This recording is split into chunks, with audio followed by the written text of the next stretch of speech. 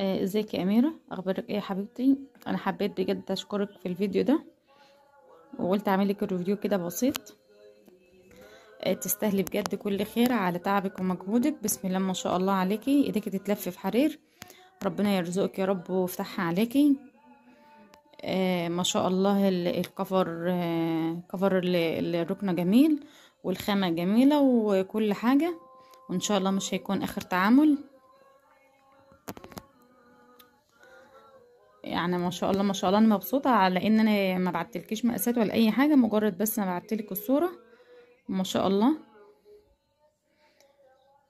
ربنا يفتحها عليك يا رب ويرزقك من واسع فضله. ان شاء الله مش هيكون اخر تعامل.